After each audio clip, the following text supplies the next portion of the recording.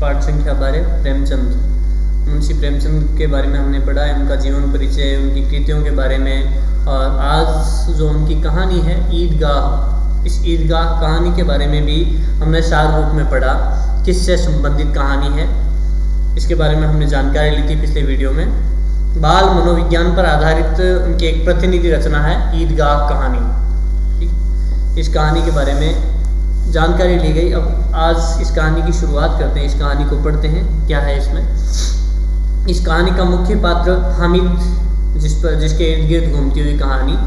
और हामिद अपने रुस्तमे हिंद चिमटे के माध्यम से किस तरह से श्रम के सौंदर्य के महत्व को बताता है, उद्घाटित करता है। एक चित्रात्मक भाषा में लिखी गई एक अनूठी कहानी ईदगाह, जिसकी शुरुआत करते हैं हम। रमजान के पूरे 30 रोज़ों के बाद ईद आई है।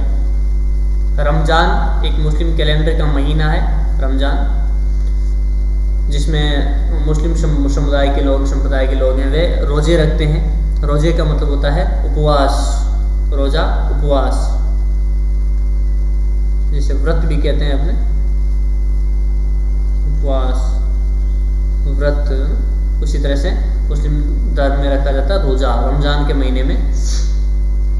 पूरे 30 रोज़ों के बाद, 30 जो दिन उपवास रखा जाता है उन्हें रोज़े कहते हैं। 30 रोज़ों के बाद ईद आई है और रोज़े रखने के बाद रमज़ान के बाद अगले महीने की 1 तारीख को ईद आती है। ईद एक त्यौहार है, पवित्र त्यौहार है मुस्लिम धर्म का। कितना मनोहर, कितना सुहावना प्रभात। और जब 30 रोज़ों के बाद ईद आई है, बहुत ज़्यादा प्रतीक्षा करते हुए कि कब ईद आए, कब ईद आए, जिसकी सबको प्रतीक्षा रहती है, तो वह त्यौहार कितना मनोहर, मन को हरने वाला, कितना सुहावना प्रभात है, कितना सुहावना सवेरा है। ईद के दिन सुबह की बात, सुबह का पूरा जो दृश्य है वह आपके सामने रखा जा रहा है। वृक्षों पर कुछ अजीब हरियाली है, खेतों में कुछ अजीब रौनक है, आसमान पर कुछ अजीब लालिमा है। अजीब का मतलब होता विचित्र, अलग ही तरह की है ना, विचित्र, अनोखी है ना।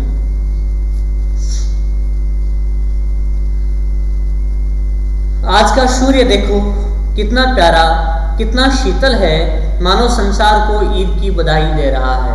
एक जो दृश्य है, प्राकृतिक दृश्य है, उसको आपके समक्ष रखा गया और उसमें बताया गया कि आज का जो सूर्य है वो भी देखो कितना प्यारा लग रहा है। हालांकि सूर्य तो वैसे ही उदित होता होगा रोजाना ही, लेकिन क्योंकि वह त्यौहार है, एक विशेष दिन है, विशेष अवसर है, इस वजह से वहाँ जो भी प्राकृतिक घटनाएं हो रही हैं, जो भी प्राकृतिक दृश्य दिख रहे हैं, वे भी सब अजीब विचित्र लग रहे हैं, अनोखे लग रहे हैं। तो सूर्य देखो कितना प्यारा, कितना शीतल है।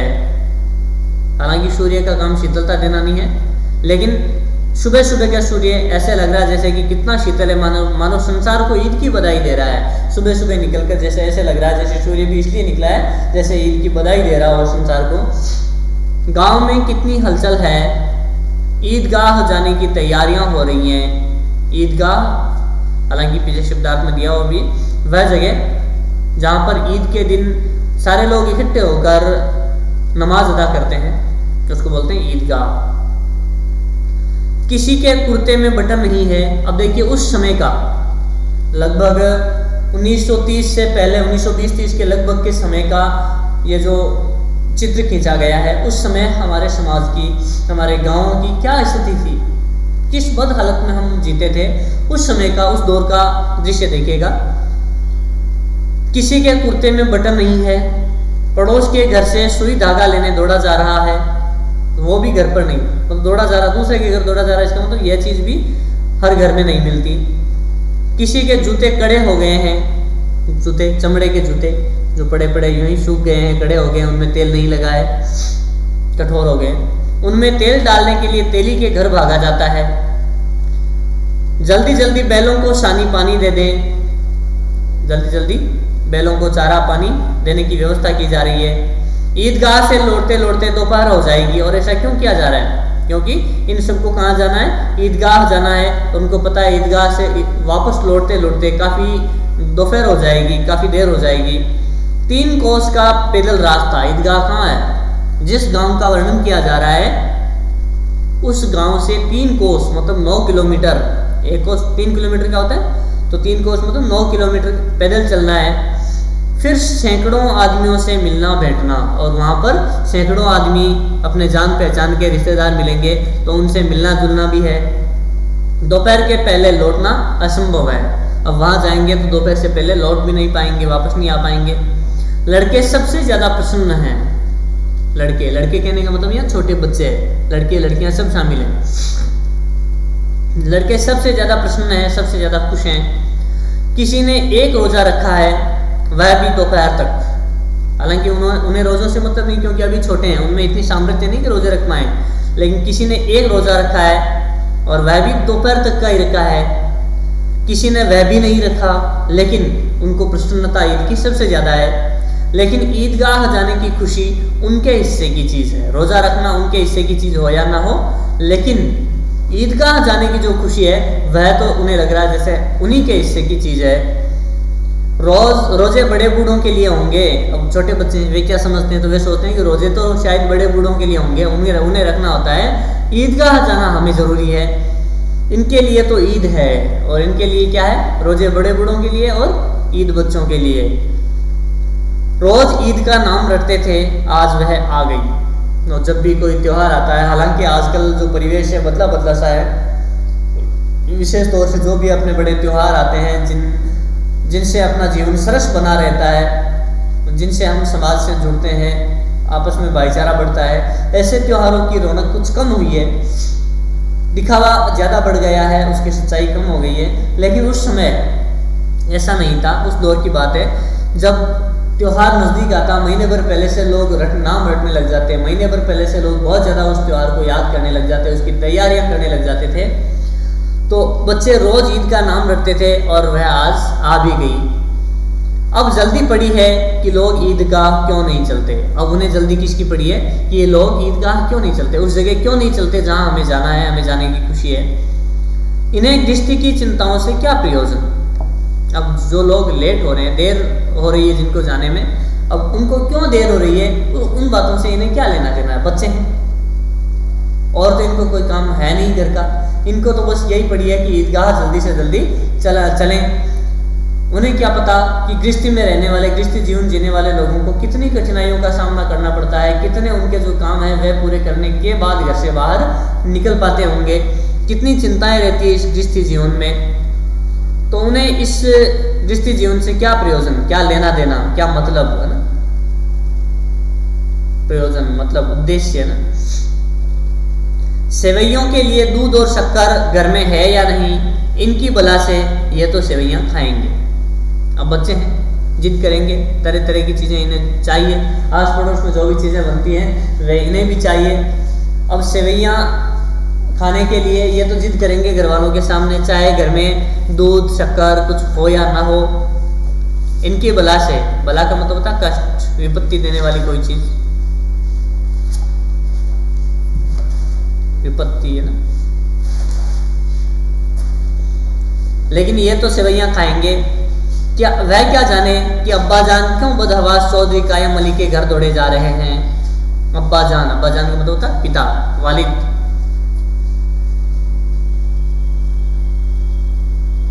उर्दू शब्द है अब्बा जान, जिसका अर्थ होता है पिता।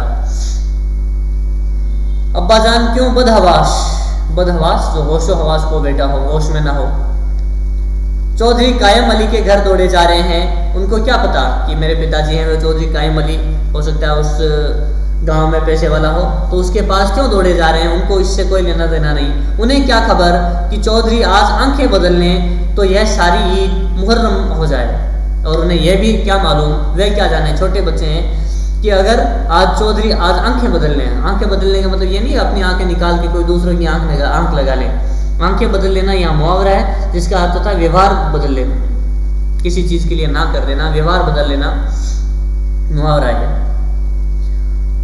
तो यह सारी ईद मुहर्रम हो जाए, यह सारी ईद तो यहाँ त्यौहार का नाम खुशियों का त्यौहार होता है ईद, और मुहर्रम होता है मातम का त्यौहार। मातम यहाँ सीधे सीधे अर्थ लिया जाए तो, और ईद का विपरीत अर्थ भी ले सकते हैं इसको, विलोम भी ना, क्योंकि ईद खुशी का त्यौहार है, मुहर्रम मातम का। तो ये सारी ईद मातम में बदल जाए, खुशी का दिन है वह मातम के दिन में बदल जाए। कैसे? क्योंकि घर में खर्च करने के लिए पैसे नहीं है, बच्चों के लिए अच्छी अच्छी चीज़ें पकाने के लिए, बनाने के लिए पैसे नहीं है। अगर वही पैसे लेने के लिए, उधार लेने के लिए चौधरी के पास जाए और चौधरी आंखें बदलने, अगर कायम अली जो पैसे वाला आंखें बदलने मतलब व्यवहार बदलने और पैसे उधार न दें, तो सारी ईद की खुशी किस में बदल जाए?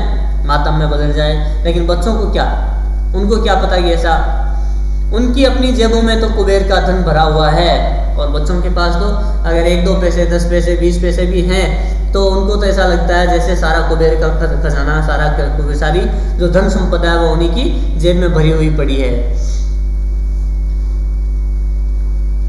कुबेर का धन मतलब धन, वैभव है ना। बार बार जेब से अपना खजाना निकाल कर गिनते हैं और खुश होकर फिर रख लेते हैं। और बच्चों की देखो, बाल मनोविज्ञान पर आधारित कहानी है। तो छोटे बच्चे जब उनके पास में कुछ पैसे होते हैं तो वे उन पैसों से संबंधित क्या सोचते हैं, तो बार बार गिनते हैं, बार बार निकालते हैं, अपनी जेब में रख लेते हैं। महमूद गिनता है। अब उन बच्चों के नाम भी, जो कौन कौन से बच्चे हैं उस दिन जो ईदगाह जाने की जल्दबाजी है जिन्हें, महमूद गिनता है 1, 2, 10, 12, मतलब उसके पास में 12 पैसे हैं। 1-2 वाली गिनती 12 तक पहुंच जाती है।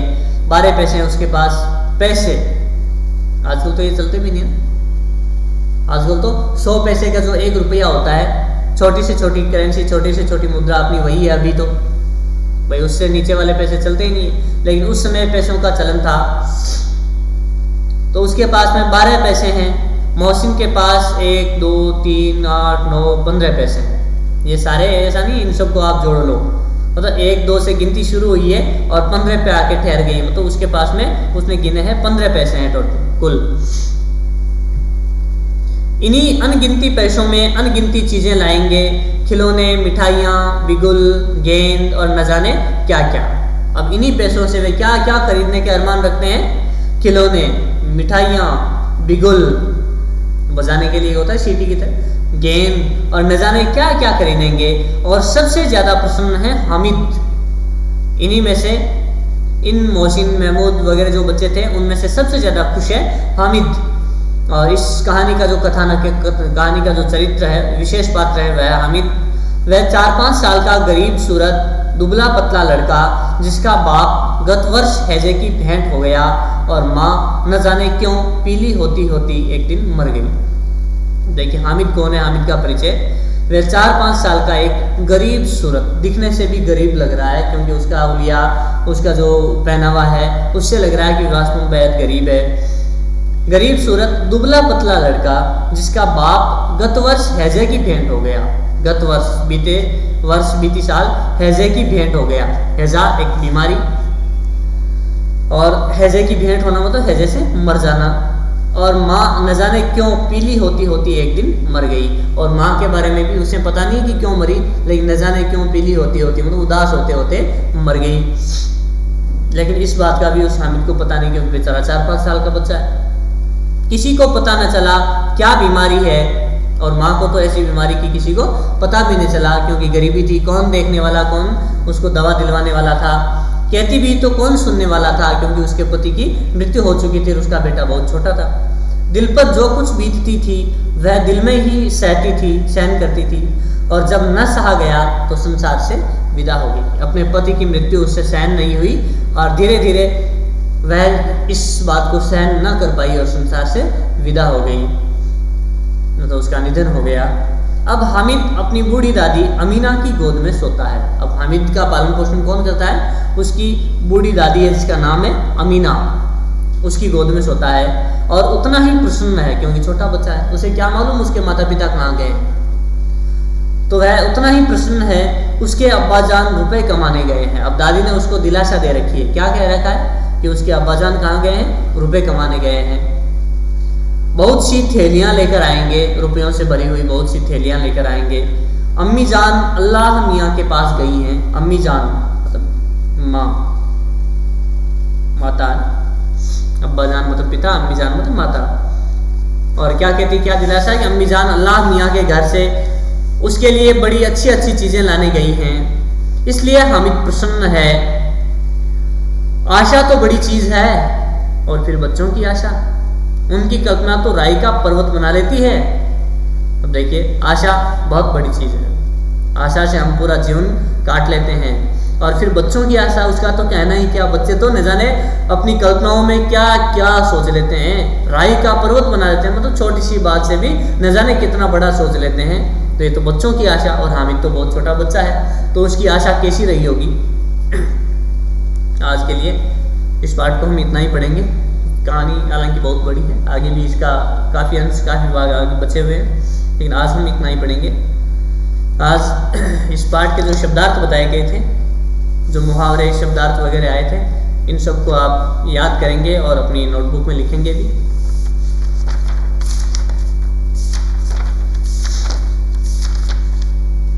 इसके अलावा कठिन शब्दार्थ यहाँ भी दिए गए हैं, इन कठिन शब्दार्थों को भी आप अपनी नोटबुक में लिखेंगे और याद भी करेंगे। आज के लिए बस इतना ही।